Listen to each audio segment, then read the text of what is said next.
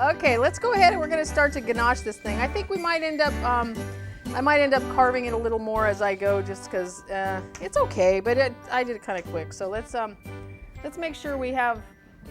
Let's just get this thing covered with some ganache. I did heat up my ganache a little more because it was, even though it was the correct consistency, it was still a little too stiff to do what I'm going to do here right now.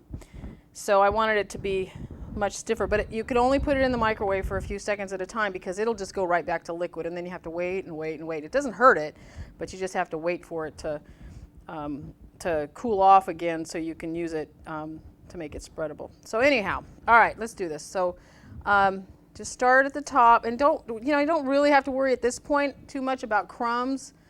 You want to just get a nice coating on there. And you know me, I like to use my hands, so I may have to break out the hands in a few minutes just to get it all on here. Now see this piece here that was coming out, see how it's kind of gotten hard, so you know, it's okay, you can kind of knock it down, but I just want you to be aware that that happens. It's no big deal, just go right over it. It's just a little more covering on the cake. So same with down here, just kind of get a good covering. This is kind of a crumb coating at this point because we are going to go back over it and try to do another coating before we put the ganache on, or the fondant, I'm sorry, because if you put fondant on here when it's all bumpy and you've got crumbs, you're going to possibly see them through that. Even though we're not going for the perfectly smooth, beautiful wedding cake fondant, you still want it to look, you don't want to see big old pieces of crumbs underneath there. Okay, so I've got this ganache on here, the first kind of rough coat of ganache.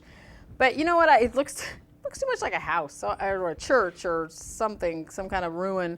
So I'm going to go back in and carve a little bit more out of it. So try to take this peak off here. So I'm thinking if I do, maybe take part of this here and just come down like this. Cut this guy out.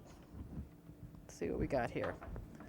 It kind of leaves, it's still kind of a peaky shape, but then that's, you know, we can put this here. That gives us another little ledge to put our little guys. So let's, I'm going to take this and put this here, just because I can. And that makes it kind of, I'll take that off of there. So kind of gives it a little more, some like steps, some kind of, put that over there. Yeah, it just gives it a little bit more interest, I think. Let's see. Maybe take a little up here, a little off the top.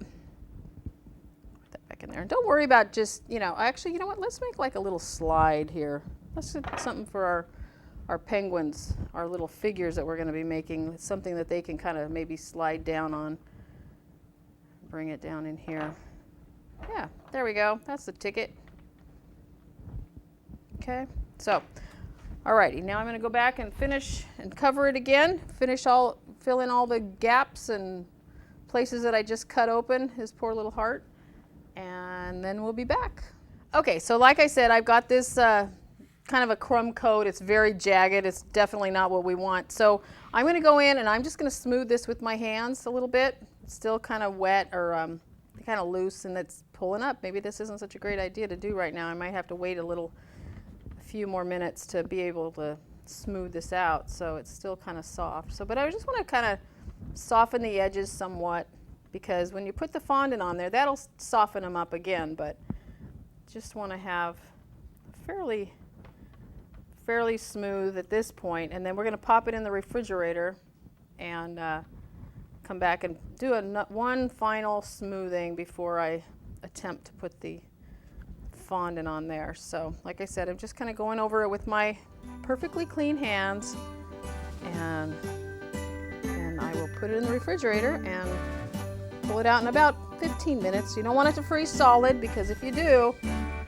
it'll sweat when you pull it out. You just want to get that chocolate nice and hard so you have something to work with, but you're not trying to freeze the whole cake.